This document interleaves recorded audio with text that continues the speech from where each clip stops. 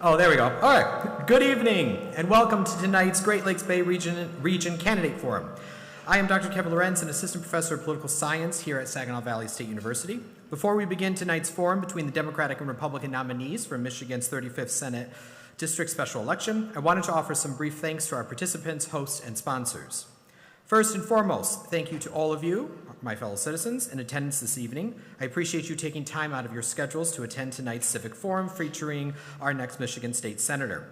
Our government's power derives from we the people, so I thank you all for taking your civic duties seriously by attending tonight's discussion. Second, thank you to both candidates attending tonight, Mr. Greene and Mr. Tunney, for participating. Thanks as well to our two moderators, Zoe Clark of Michigan Public Radio and Chad Livengood from the Detroit News. Third, a special thanks to our sponsors, including Saginaw Valley State University, the Bay Area Chamber of Commerce, the Bay County Democratic Party, the Bay County Republican Party, Michigan Women, the Midland Business Alliance, the Midland County Democratic Party, the Midland County Republican Party, the Saginaw County Chamber of Commerce, and the Saginaw County Democratic Party, as well as the Saginaw County Republican Party and a partridge in a pear tree. Finally, thank you to our host organizations, the Henry Marsh Institute for Public Policy, the College Democrats of SVSU, the College Republicans of SVSU, Pi Sigma Alpha, and Cardinals Vote.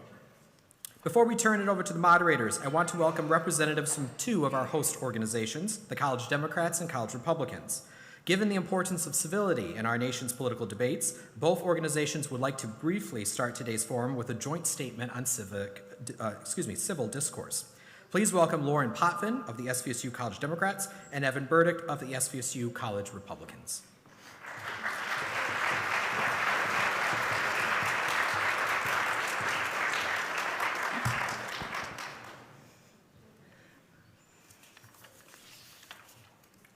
Good evening. I'm Evan Burdick, president of the SVSU College Republicans.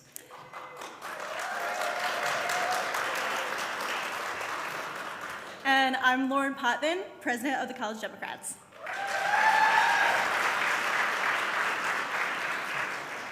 We would like to thank the sponsors of this forum and everyone here tonight for being a part of this conversation. As leaders of the College Republicans and College Democrats, we believe strongly in the importance of keeping political dialogue civil. And our organizations emphasize cooperation and mutual respect as we work, even from different perspectives, to better our country and communities. Together, we've shown that bipartisan conversation is possible by hosting events on campus, engaging in thoughtful debate, and learning from one another without resorting to personal attacks. This is what we always strive for.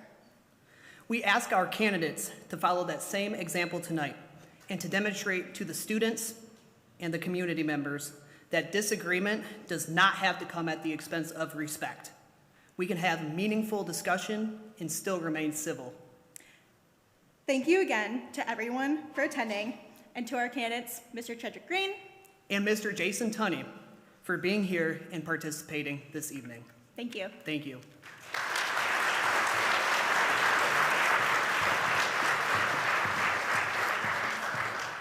Thank you, Lauren and Evan. Some brief programming notes before we begin. First, there is no formal media spin room this evening. Second, both candidates will be available post-forum for the media here in the theater. Third, audience questions will be taken via the comment cards you received as you entered the theater. If you would like to ask a question, please write one on the comment card, then pass the card down to the end of the row, and a staff member will pick them up in advance of audience questions, roughly at 7:30 p.m. Finally, please make sure that you silence your phones for the duration of the forum. Thank you for your cooperation. Now, without further ado, let me turn it over to our moderators for this evening. Please join me in welcoming Zoe Clark and Chad Livengood.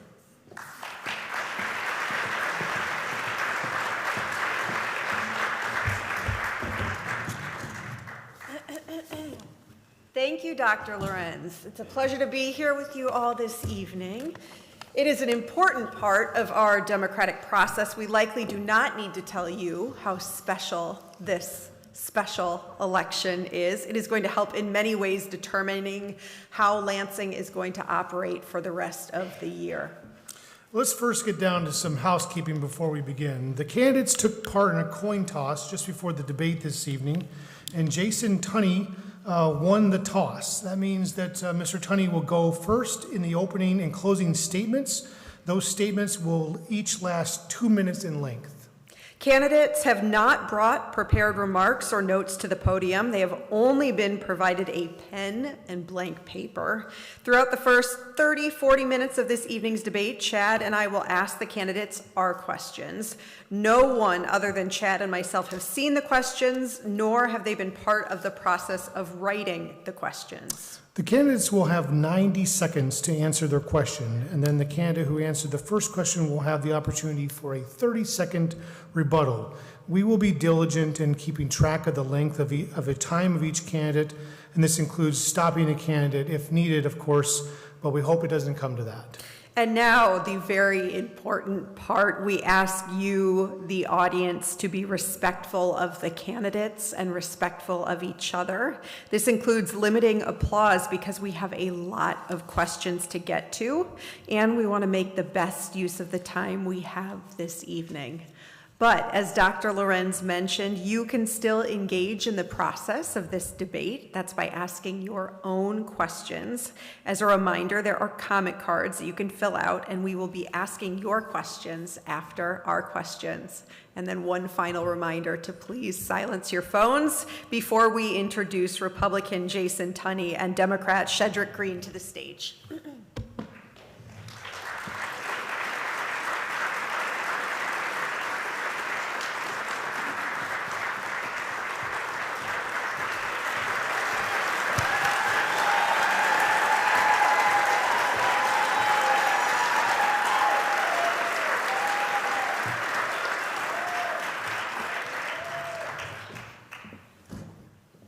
With that, let's get started with Jason Tunney, and please go ahead with your opening statement.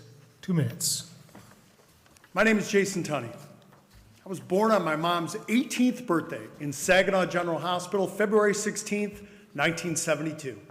She and my dad took me home to 2727 Erna Drive, right there on Weiss Street, where Saginaw Township and the city of Saginaw meet. My mom got a job working at the McDonald's on Bay Road, right across the street. My dad got a job working at the shop at General Motors. 1980 comes along, and that's not such a good year for the Tunney family. My mom and dad get a divorce.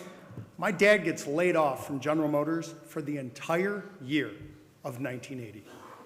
I'll never forget what he said to me. He said, "Son, you need to study hard because these jobs aren't going to be here." And they weren't. I did study hard.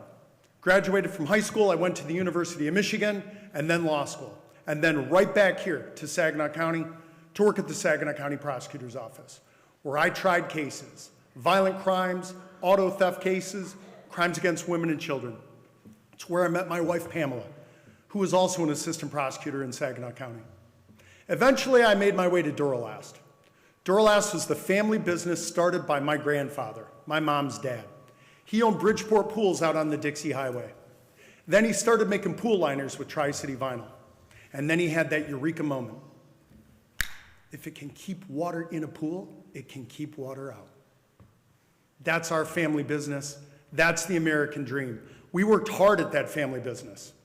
But I'm here to tell you, you can't start that family business in 2026 in the state of Michigan like you could in 1980.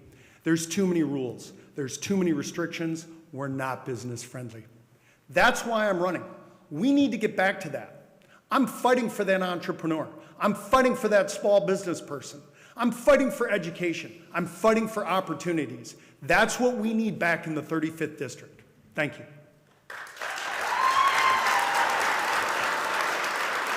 Thank you, Mr. Tunney. Chedrick Greene, now it's your turn for your opening statement. Well, good evening, and thank everyone for being here. I am Sergeant Major retired Chedrick Greene.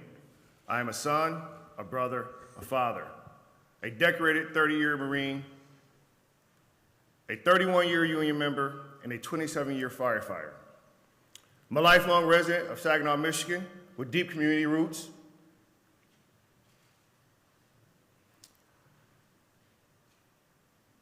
As a 30-year Marine, I achieved the highest rank possible, Sergeant Major, achieved by less than 1% of all Marines that enter the service.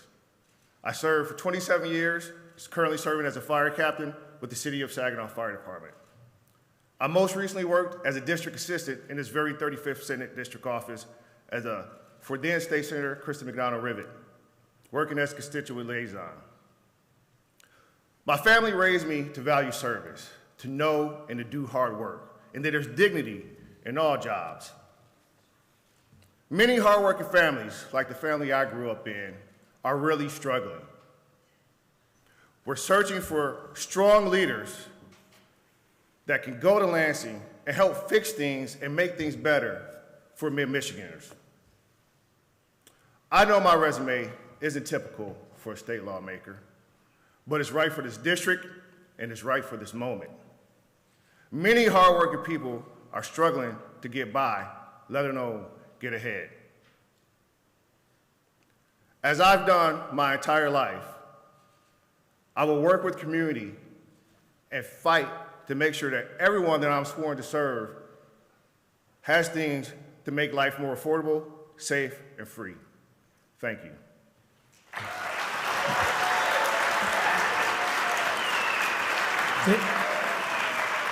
Thank you, candidates. And now we turn to the question and answer portion of the evening. There was another coin toss, and Jason Tunney won that, so he will be answering this first question first. Mr. Tunney, Michigan has some of the lowest reading scores among K through 12 students in the country. What can you, as a state senator, do to restore literacy success in Michigan? It's atrocious what's going on with our literacy scores in this state.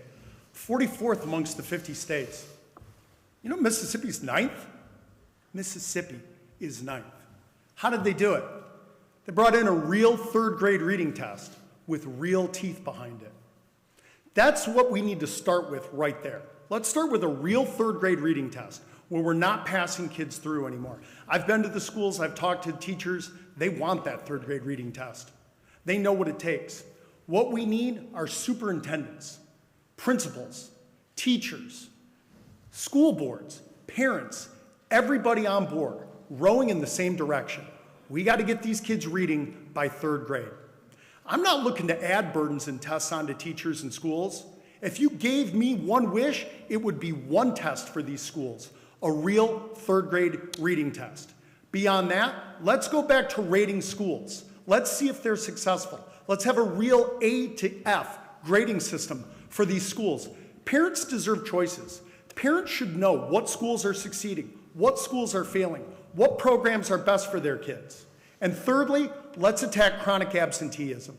Michigan's got one of the highest chronic absentee rates in the country. It's over 28%. Indiana's was 22% in 2022. They've attacked that. They've got it down to 16.7%. Indiana's 6th in fourth grade reading. That's what we need to do. Mr. Greene.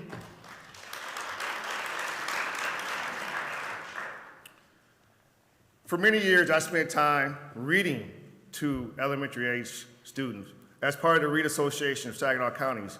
Over 6 years, I spent giving that extra time to our children in literacy programs.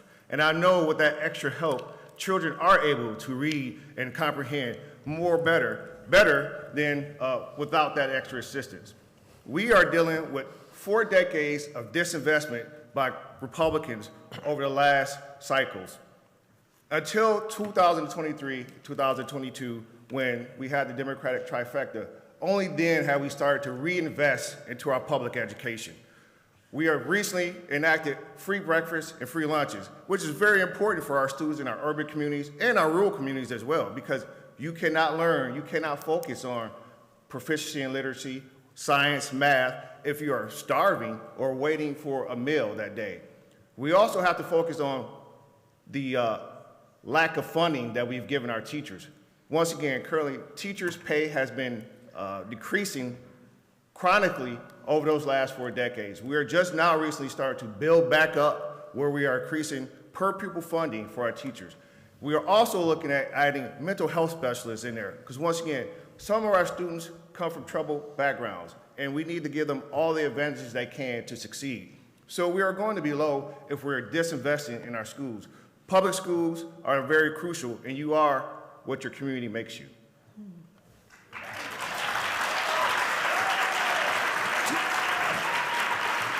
To follow up on that, Mr. Tunney, would you like a rebuttal? Yes, sounds like Mr. Greene wants to raise your taxes. That's one. $23.4 billion already goes to our schools in this state. That's up from $21.5 billion at the beginning of the decade. Okay? The federal government funds school lunch programs in the city of Saginaw to the tune of $5.1 million, and in Bay City to the tune of $3.7 million. We're not getting what we pay for as taxpayers in this state. We need to expect more.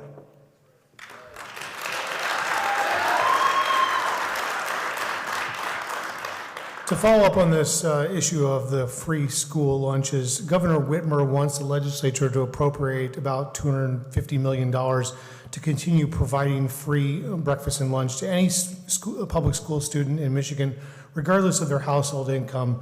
She wants this program to become permanent, and if either of you are elected, one of you will probably be asked to vote on this plan this summer or fall. This first question goes to Mr. Greene. How will you vote and why? Can you repeat that part of the question again? How will you vote on making this free and reduced or this free lunch program of Governor Whitmer's permanent for all public schools students in Michigan? I will vote yes, and I tell you why. I've spent the last 27 years as a City of Saginaw firefighter, which means that I help people when they can't help themselves. So when I go into homes throughout the city of Saginaw, and I see some of the conditions that our children are living in, and we have to provide a safe haven for these children. I cannot learn, once again, if I'm worried about where my next meal is coming from. I cannot focus on what I'm doing if I'm not in a school that is sound. We talk about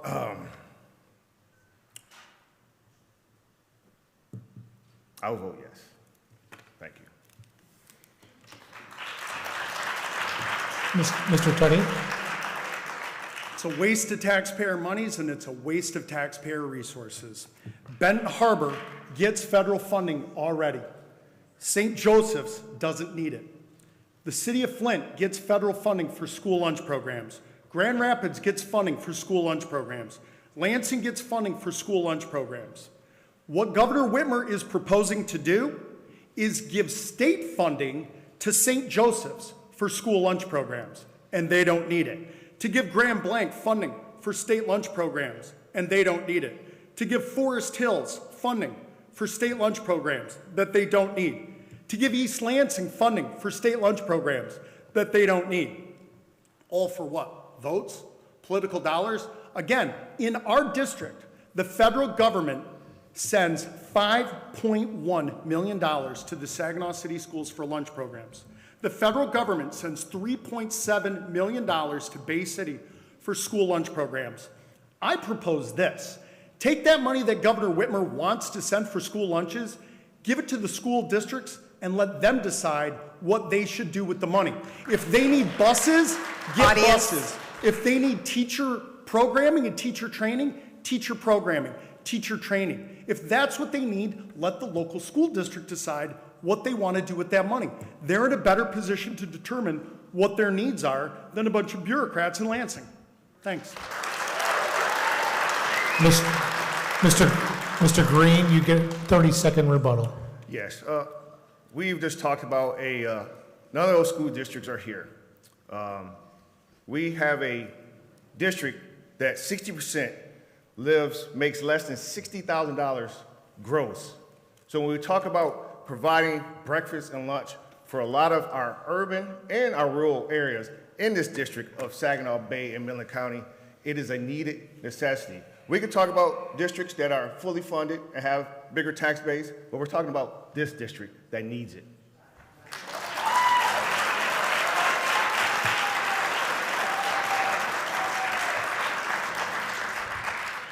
Let's continue discussing education and affordability. As a state senator, Mr. Tunney, what will you do about the cost of higher education in the state? Higher education. We shouldn't be raising taxes to help students obtain higher education in this state. First thing we need to do is start spending our money more wisely. If you look at the University of Michigan, they've got a department called the Department of Equity, civil rights, and Title IX. The University of Michigan has 6 directors for that department. What do they need 6 directors for? That's really one issue. They should take that down to 1 director and 1 deputy director. So let's start there. We need to consolidate low enrollment programs around the state. Philosophy departments.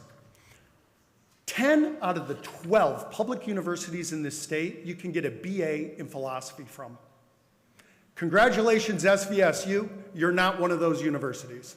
Michigan Tech is not one of those universities. We should be consolidating low enrollment programs, costly programs like philosophy. Central Michigan, Grand Valley, Western Michigan, you get 1 philosophy department.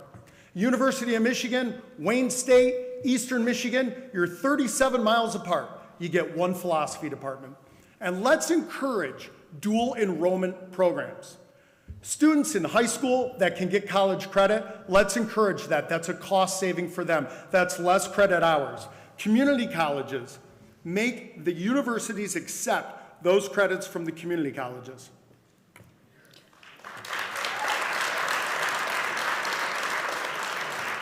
Mr. Greene. Higher education. It's a thing that many of our students can't obtain, right, without some assistance. No one wants to send their child to college to come out of college $100,000 in debt. So there are parameters in place to start early college, right? Dual enrollment in high schools.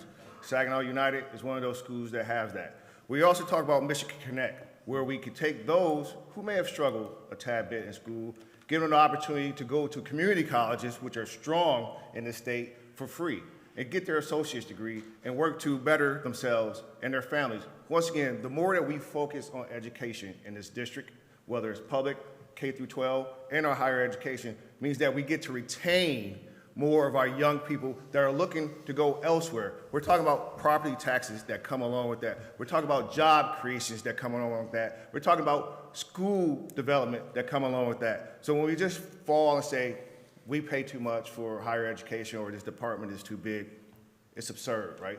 A lot of our students, once again, district that's 60% that makes less than $60,000 needs that assistance from our state. And that's what we as elected leaders should be doing, promoting higher education the best we can to ensure that our young people sitting here in the front row stay in this district, raise a family in this district, and work in this district.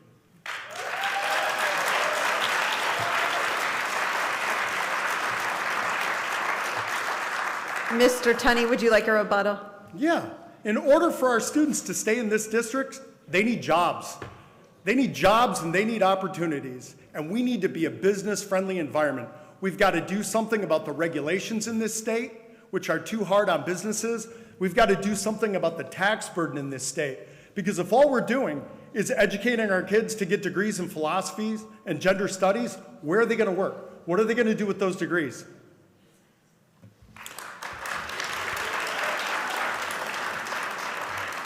Our next question for Mr. Greene. In 2024, 45% of all roads in Bay County were rated in poor condition. Another 20% were deemed in fair condition.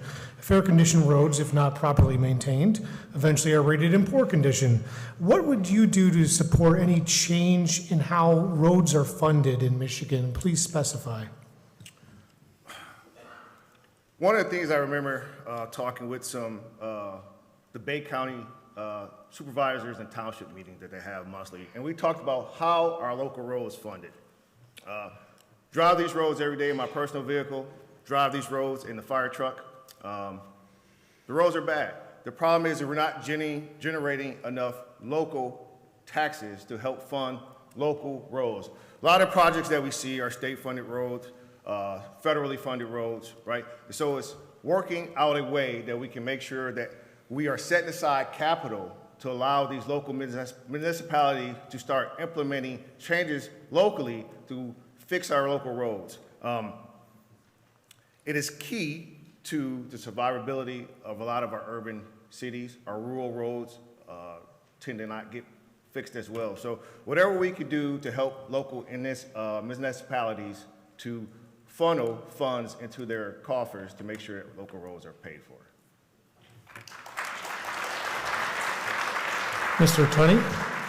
So, a lot of you may or may not know this in the crowd, but Article 9, Section 9 of the Michigan Constitution provides that a portion of the gas tax, registration, and the diesel sales go to fund the roads.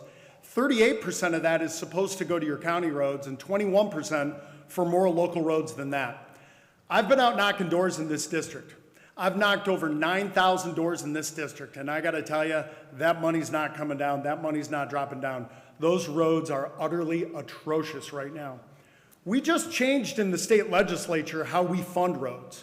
We went from a 31% excise tax on gas to 51 cents. Now, granted, we gave away the 6% sales tax, so let's see how that works out. The legislators just put that in. But what we need a tax base. We need jobs. We need manufacturers. We need employment.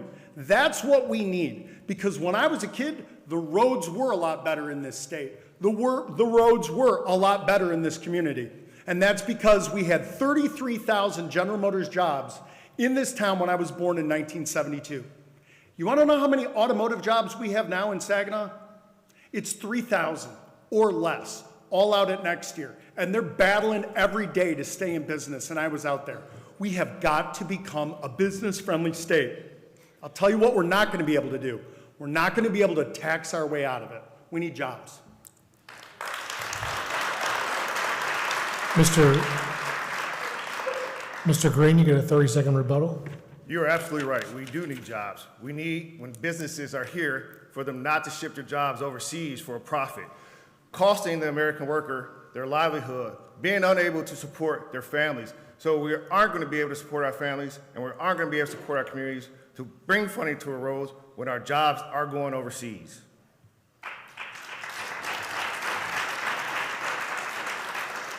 Well, let's continue the conversation on jobs. Mr. Tunney, Michigan is one of the highest unemployment rates in the country. What will you do to help Michiganders in your district who are looking for a job? Well, we've got unemployment insurance. What we've got to do is we've got to have more jobs. That's where it starts right there. This is one of the most burdensome regulatory environments of any state in the union right now. Talk about reciprocity for jobs. You've got electricians down in Texas. They get their journeyman's card. They can't come up here. They've got to get totally relicensed to become a journeyman electrician up here in this state. What we've got to do is make it a regulatory environment which is much more deregulated. We've got to be business friendly in this state. Our taxes are too high in this state. Our corporate tax rate in this state is 6%. Indiana's is 4.9%. Indiana is a state that's growing. People are moving to Indiana. Indiana is a state that has jobs. That's what we've got to become. We are not a business-friendly state. We are not a tax-friendly state. The income tax in this state is 4%. Indiana's income tax is 2.95%. Next year, it'll be 2.90%. What are we doing to encourage jobs here?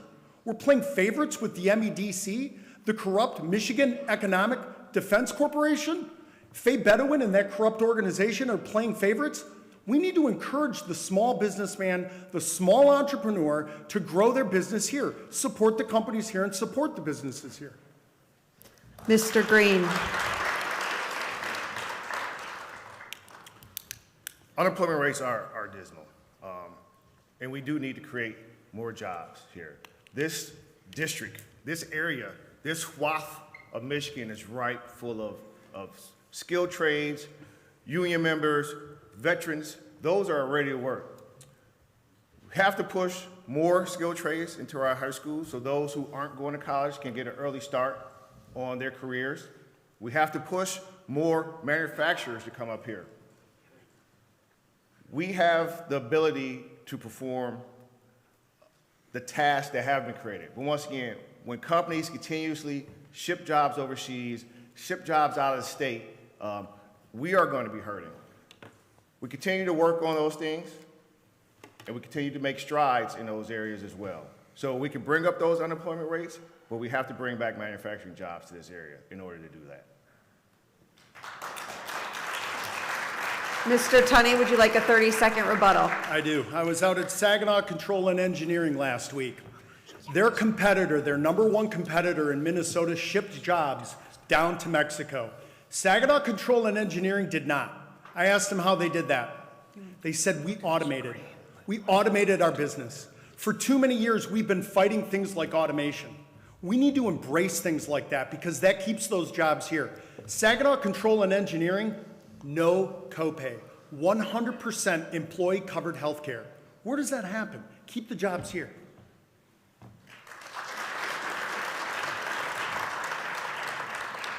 The next question is for Chedrick Greene. Mr. Greene, how should the state of Michigan treat the influx of data centers in our state? $1 million question right there. We have to put guardrails in place, right? We have a state that has 20% of the world's freshest water. And so we have to make sure we put in guardrails to protect our environment, number one, right? And these things can happen with the right steps in place. We have to make sure that these data centers are coming, pay for what they say they're going to do for our community up front. We need to make sure that they are using closed-loop water systems to make sure that we aren't polluting our waterways. We have to make sure that they aren't destroying our land, right? This district has some of the greatest natural resources. We have the bay, which has some of the best, largest smallmouth bass fishing. So anglers from all over the world come to this area. Tax base has to be set, parameters have to be set, and as long as we have strong guardrails, we're able to maintain and bring in these data centers. We have the skilled laborers here to do them, from electricians and laborers and plumbers and pipe fitters. We can accept those, but we don't want to increase in our utility rates. We want to make sure that they pay their fair share and that our rates don't rise with inclusion of these data centers. So with the right guardrails, I welcome data centers here because it brings jobs to build these data centers and it brings jobs to maintain these data centers.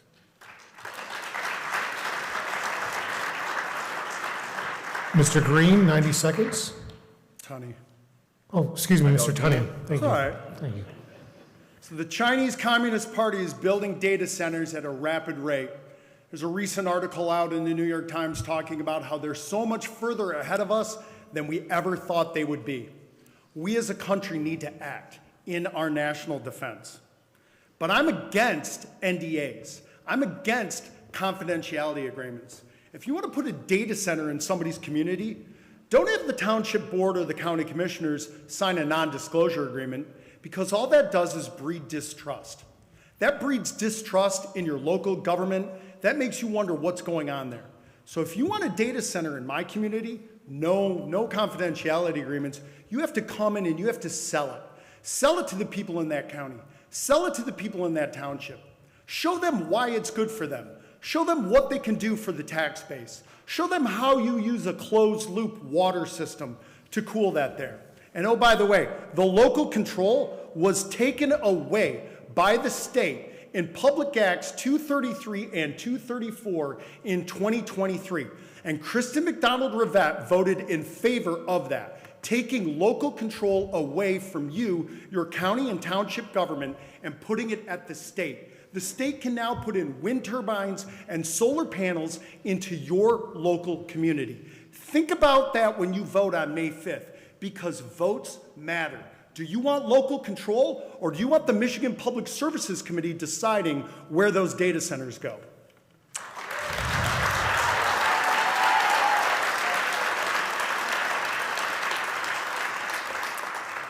Now, Mr. Greene, 30 seconds.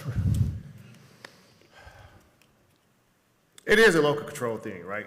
We want to make sure that we are having total control of what we have in our communities. And that's what we have these moratoriums now in the districts, because we want to make sure that these data centers aren't coming in to lie to us, because they do go to these officials and sometimes not tell the truth. We need to make sure that our local officials, our local leaders are being transparent with our constituents and our taxpayers and what we're getting. Don't lie to us to get this in here and then our utility rates go skyrocket in 1 year. That's what we want. We want transparency from these data centers.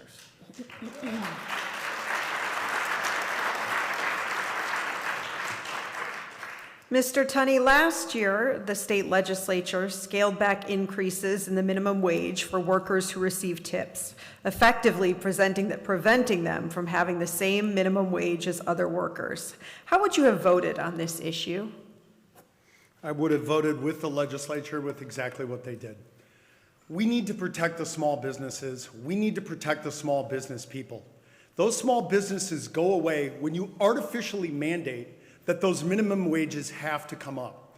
That was oppressive, what was going on with the Earned Time Sick Act in this state. Those small business people, they could not compete.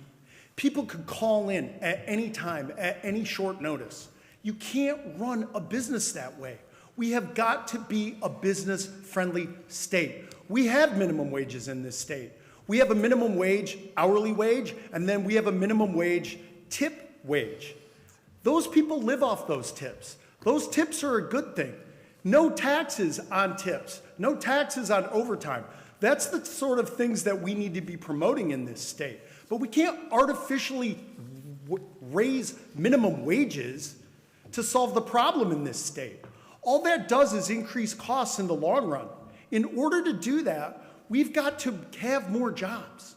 That's where the real change comes, with competition, with these businesses competing for the people in the workforce. Otherwise, the businesses are just going to raise the prices, and then the cost of living just goes up for all of us in the community. And then what are we going to do again? Turn around and raise the minimum wage again? We don't solve our problem that way.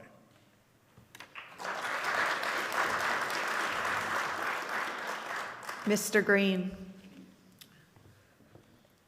270,000 people in this district. 60% of them make less than $60,000 gross. I want everyone in this room to puzzle that number. As you drove here tonight in Saginaw Valley and you looked at the price of gas, or you drove to the grocery store and looked at the price of food, small businesses can't thrive if people aren't visiting those small businesses. So if I don't have disposable income because I'm making less than minimum wage, which is currently still too low to survive on, then I'm not going to be able to survive, and those small businesses aren't going to be survive. So we both talk about bringing businesses here, but we also need people to make quality pay. They need to have good benefits in order for this district to survive. This is a heavy middle wage, middle working family and middle income community. We have to have ways to ensure that we're able to sustain our community. So I would vote yes to raise minimum wage because I know and I see firsthand many of those people are in my family that are trying to live off a minimum wage. I know the effectiveness of it. I know the disineffectiveness of it. And the more that we can do to help people get ahead, we're going to have a better tax base for that. So yes, I would have voted for it.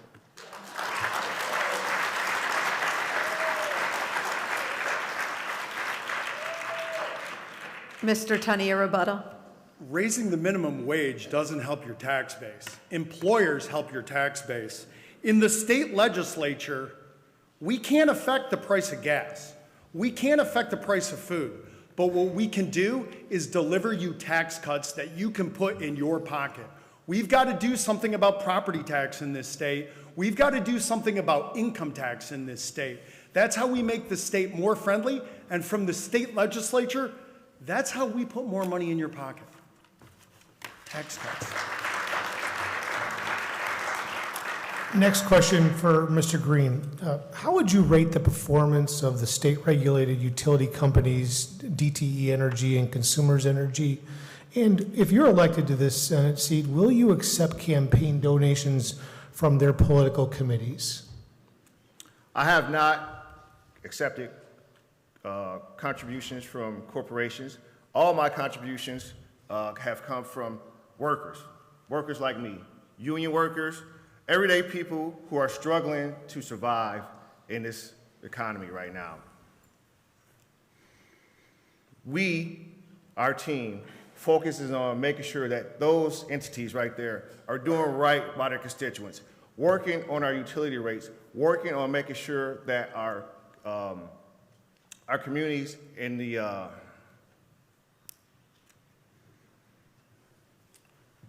That's all. Thank you. Mr. Tunney. Thanks. I recently read an article in the Detroit News. Lawmakers were calling on the Michigan Public Services Commission to stop rate hikes, to impose rate freezes. I saw Rep. Timmy Beeson's name in that article. I see that he's here tonight. The Michigan Public Service Commission cannot really do much about that, because if you look at the way the MPSC is set up, they can only look at if the energy company's expected revenue is meeting their expected revenue needs. That's it. They cannot take into account citizen affordability. They cannot take into account what is just and right. Michigan's got some of the highest energy prices in the country, and certainly some that are the highest in the Midwest. We pay 19 cents per kilowatt hour for residential energy. Indiana pays 15.9. Why is that? Indiana's a regulated state just like we are. Well, the Indiana Utility Regulatory Commission can take into account citizen affordability. The Indiana IURC can take into account what is just and right, what is reasonable and fair. We need to modify the MPSC to be more like the Indiana version, to take into account what the citizens can pay. Thank you. Mr. Greene, you get a 30-second rebuttal. All set. Okay. Mr. Tunney, it looks like the state is going to have at least $1 billion less in its budget in the next fiscal year. Would you vote in favor of taking money from the state's rainy day fund to balance the budget? If not, what are the other options you'd support? I don't think I would take money from the state's rainy day fund to balance the budget. We've got to start making some tough decisions in this state. We've got to start thinking about tax cuts in this state. We've got to start thinking about budget cuts in this state. When Governor Whitmer took office, her budget was approximately $60 billion. Adjusted for inflation today, that would be over $76 billion. Her most recent request for budget funding was in excess of $88 billion. The governor and the legislature are not saying no. They are not making the tough decisions. We need to start making some cuts, and we need to start making some decisions. When you're $11 billion over the adjusted inflation rate, you're not saying no. We've got phantom leases. We've got buildings that they haven't called the state workers back into. We need to let those leases go. Don't renew those leases if we're not calling them back. We've got to start making some tough decisions. Businesses make tough decisions. When I was at Duralast, we could not just raise our price in order to cover our inefficiencies in the marketplace, because we were in a competitive environment and our competitors would hold the line on prices. We need to find ways to become more efficient, like Indiana. We've got to compete.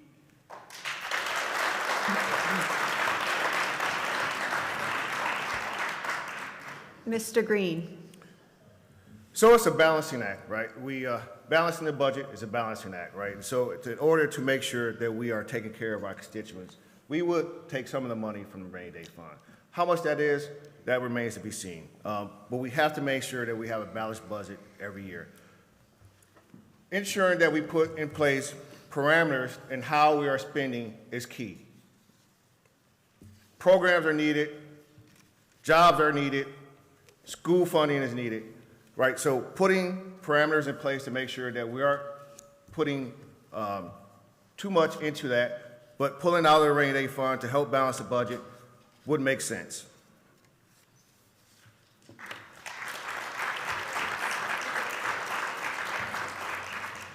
Next question goes to Mr. Greene here. I get a rebuttal. Mr. Tunney, would you like a rebuttal? I would. Jump in the gun here. Okay, so we've got 4,500 open positions in the state government right now. We need to look at a hiring freeze. Before we fill those positions, every one of those, we need to determine, are they absolutely positively necessary? We've got to set what our priorities are in this state. For me, those priorities are simple. Education, that third grade reading, right there. Roads, road funding. We've got to have funding for the roads, and we've got to fund public safety. Those are my 3 priorities. Everything else, get in line behind those 3.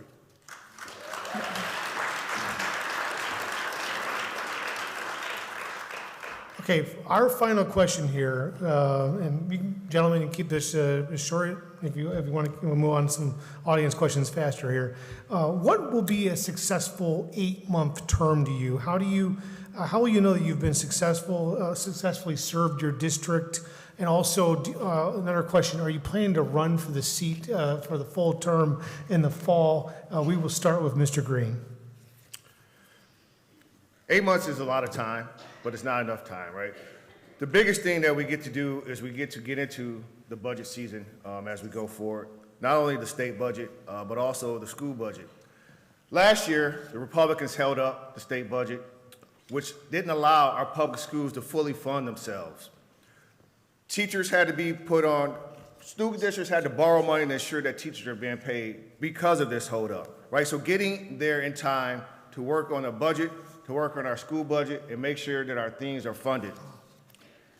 To continue to work on working family tax credits, to work on a working parent tax credit so those who are working can afford health care.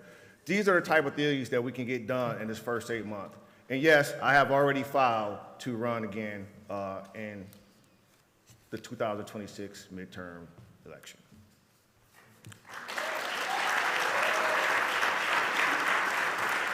Mr. Tunney, same question to you. What will the successful 8 months look like, and do you plan to run in the fall as well?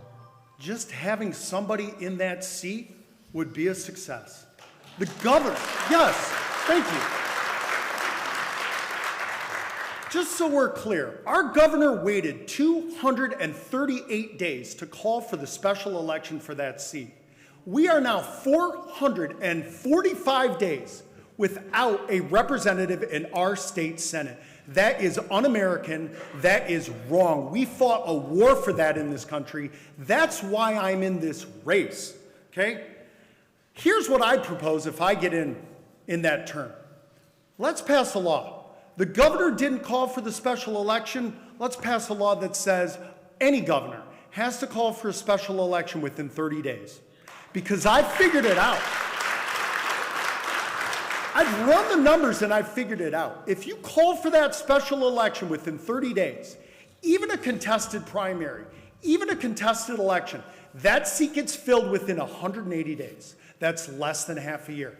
And if that seat doesn't get filled because the governor waited too long, or the citizens of that district had to wait more than 180 days to get their seat filled, then they don't have to pay state income tax for that year.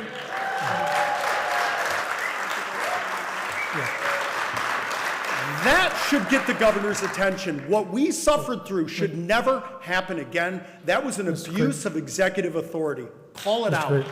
All right, Mr. Greene, you got a 30-second rebuttal. This is true. We did wait for a special election, but we did have representation. We have many state reps which are in office now, some of whom held up legislation, some of which have held up any legislation being passed during this time frame that we have been waiting for a state senator. So we continue to make sure that we have the strongest leaders going to Lansing to fight for us, to truly fight for us, and not claw back money that has already been allocated for projects.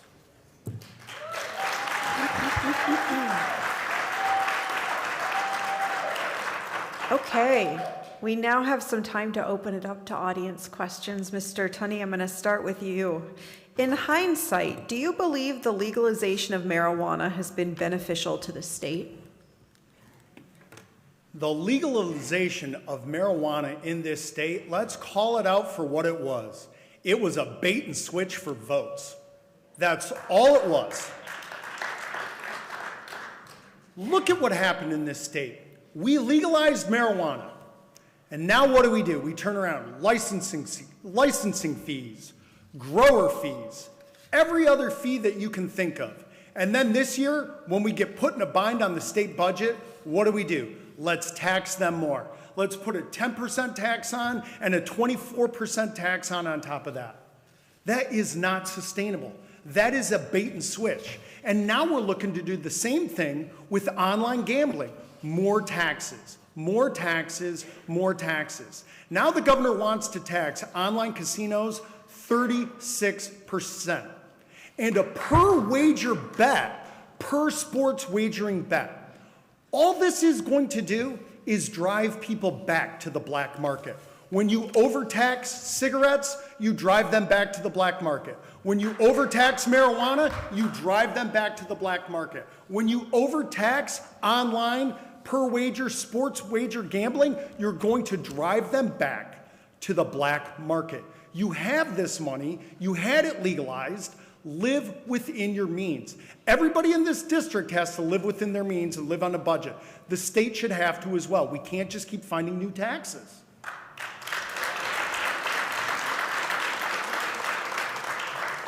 Mr. Greene. Marijuana market is saturated, but I'll tell you what it does do. Those taxes help communities.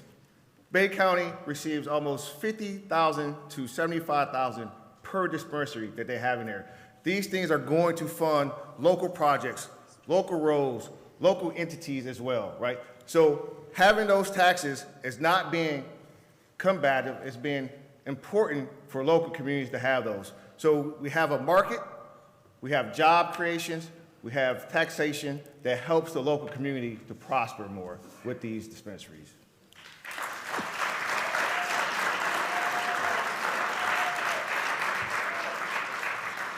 Mr. Tunney, a rebuttal. All right, the marijuana industry is not going away. We're not going to take it away. We're not going to do anything about that. But when he talks about marijuana paying for roads and jobs in this state, let's be clear. It's manufacturing that's the real tax base and the real driver of wages and tax base in this community. For every one good manufacturing job you bring into a community, that's 3 to 5 ancillary jobs that follow. Marijuana is not going to get us out of this mess. Taxes aren't going to get us out of this mess. Real manufacturing jobs, that's what helps our state. The next question is for Mr. Greene from the audience here. There are 2 bills in the House bills pending in the state Senate that would generally prohibit DNR conservation officers or agents of the Department of Environment, Great Lakes, and Energy, or EGLE, from entering private property without an owner's permission or a search warrant. How would you vote on this issue in the state Senate? Well, once again, as a public safety person, I understand the needs of our DNR and our EGLE people, right? So you should not be entering personal private property without the available warrants that you need. But we also can't constrict our enforcement people from doing their job. So if there are things that are in public view or reasonably that's going to harm the safety of individuals, then they should be able to proceed onto private property and lock down what they need to take care of and then get the proper warrants. So I would vote for that, yes. Mr. Tunney, 90 seconds. All right, let's be clear. In the state of Michigan, you do not need a search warrant to go into an open field. It is called the Open Fields Doctrine, which is an exception to the search warrant requirement. So they can go onto your field right now as it is. That's the state of the law in this state. I know that because I was a former prosecuting attorney here in Saginaw County, and I did it for 4 years. My wife did it for 8. But let's see why this is even an issue. The DNR is overreaching.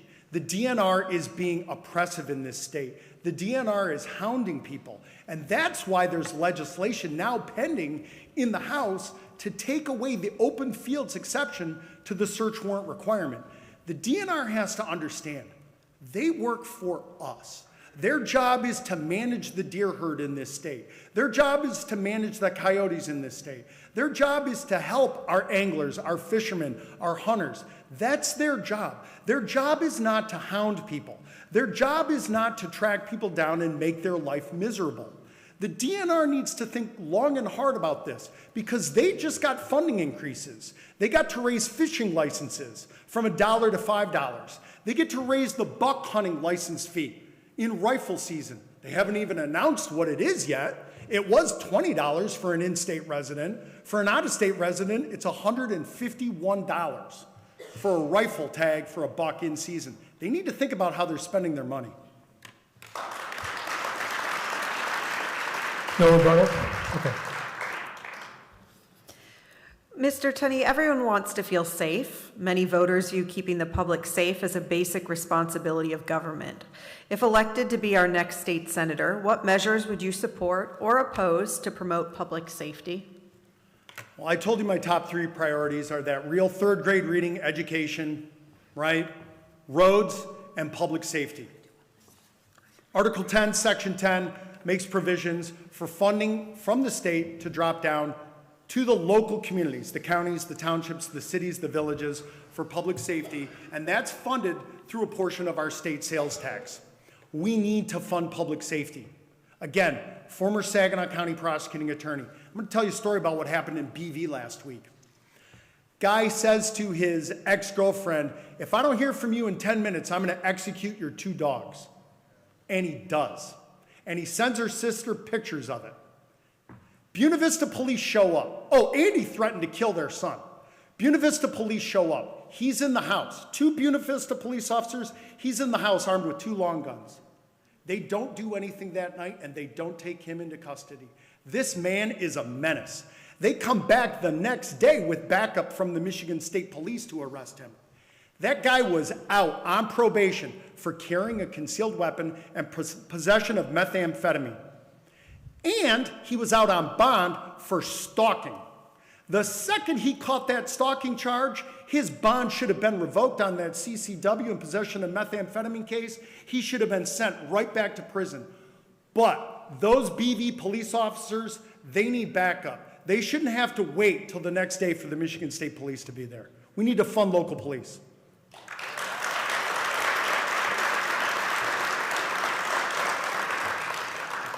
Mr. Greene.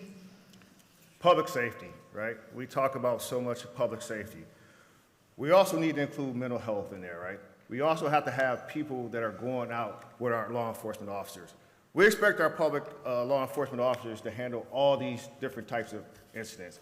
Some of these things can be handled with better mental health preparation in our communities. We talk public safety, we talk police, but we also talk fire, right? Having a strong fire department in your community, having strong 911 dispatchers in your community, having a strong EMS system in your communities. Yes, we do need funding for those. We need to work on how we retain and recruit young people to want to get into public safety fields. But we also have to recruit and retain people that want to get in the mental health field. The gentleman that Mr. Tunney talks about probably needs some mental health. Instead of just going to jail and being locked up, let's get them some mental health to help them get better, and so we don't have repeat offenders. Let's work on our systems to make sure that we're putting forth the effort that we need as a civilized community to make sure our citizens are taken care of. That's what public safety is. Public safety is a holistic thing, not just locking everybody up because, hey, I think he had a long gun. Let's get them help when they get there, so when they do get out, we don't have this return visit to prison systems.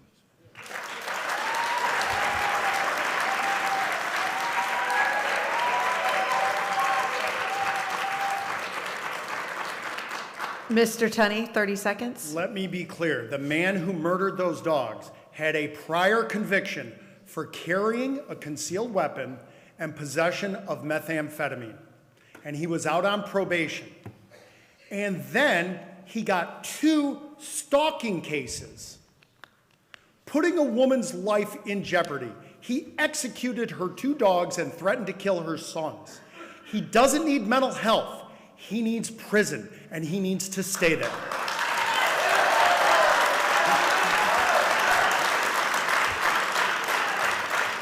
Okay, I believe we have time for one more question. We're going to sneak one more audience question. You all have been really great, and then we'll get to 2-minute closing statements. This question is for Mr. Greene. What is your opinion of red flag laws that allow a judge to take a person's temporarily take a person's firearms away from them if they are deemed a threat to themselves or others? I believe wholeheartedly in common sense gun laws. I believe that if you have firearms in your home and that you have children in your home, those guns should be locked up. I believe that if you are a menace to the society and it is deemed that way, that you should temporarily have your guns replaced. But this also goes back to our last question when we talk about our mental health. Are we adding that piece into there to make sure that these people are getting the help that they need to rectify some of their community issues?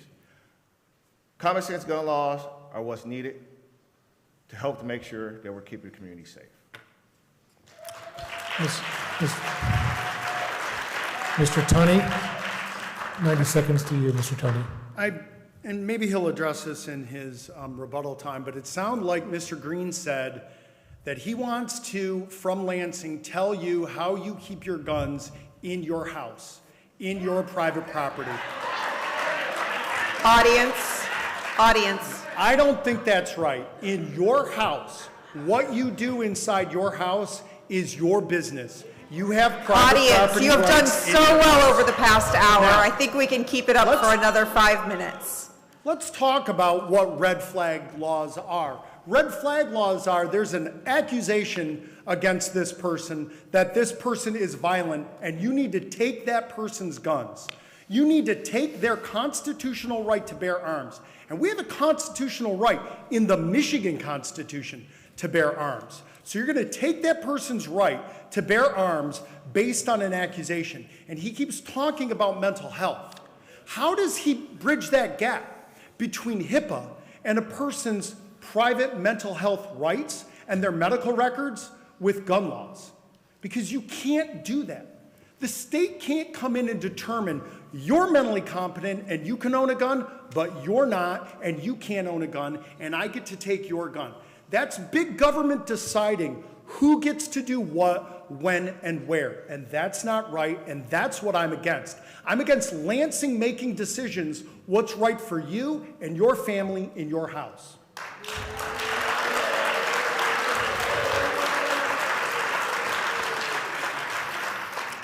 Mr. Greene, you get the last word, 30 seconds. 30-year Marine, all I have done is practice firearm safety. Taught firearm safety to over a dozen different foreign nations.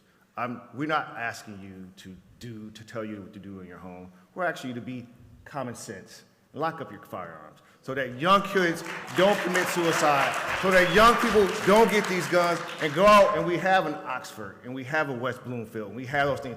It is a step to maintain safety, not to tell you not to have firearms. I am a registered firearm owner, and I make sure that my firearms are locked up. It's common sense, once again. Okay.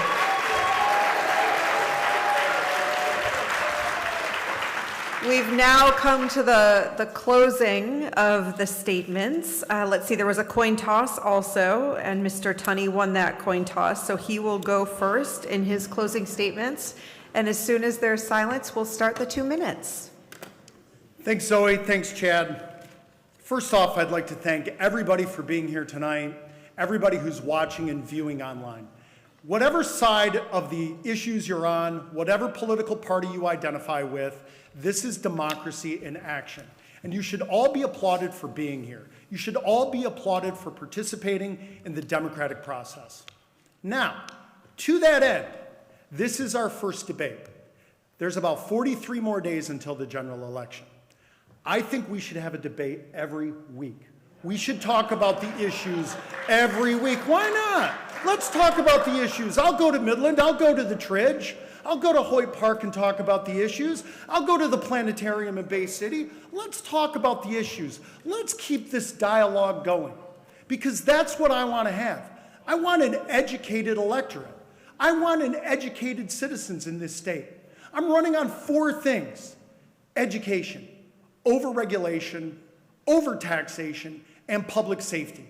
You've heard me talk about all those things tonight, but I'm going to reiterate what I stand for. Education. We're 44th in 4th grade reading. Almost 60% of our kids in 3rd grade are not reading at grade level. We have a crisis.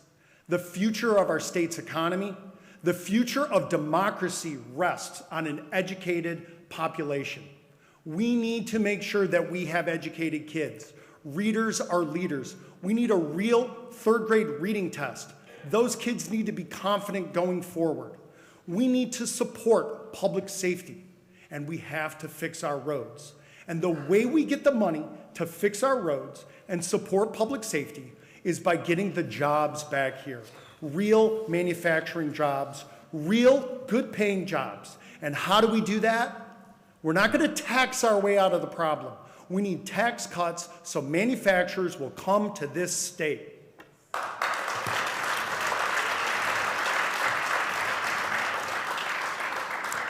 Mr. Greene, your 2 minutes. Once again, thank you everyone for showing up. This is very important. It's an opportunity for you to see the candidates. We talk about Lansing, and what we look at is what's happening. We're looking at who's running, and we look at how do you get a more diverse district. This is a deep district that is full of skilled trades and middle-class families. And what's happening right now is we don't say that our elected leaders are doing their jobs because we're not electing leaders. We have to elect leaders that are credible, that have integrity, that come from the working class, that understands what we're going through.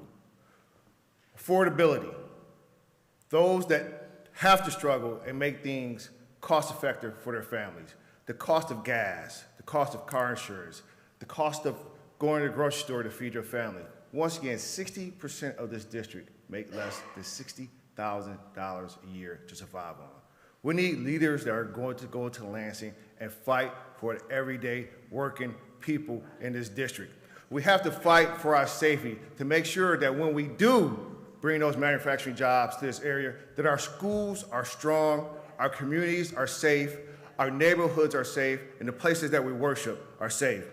We have to fight for freedoms. We have to fight for freedoms of some, because if not, we lose them for all. We have to protect our water source and our Great Lakes. I was very fortunate enough to be able to come up out of the basement to attend this forum. So I ask that on or before May the 5th, that you do yourself a favor and you vote for the strongest leader in this election, and you vote for Greene the Marine. Thank you.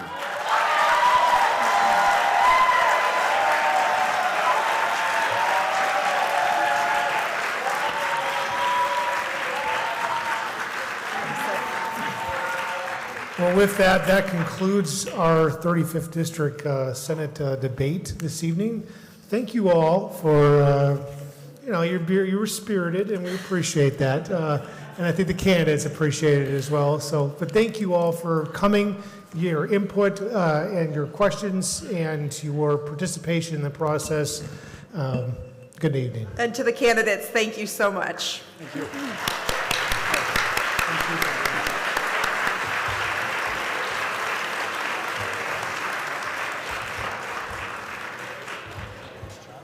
Thanks so much. Yeah.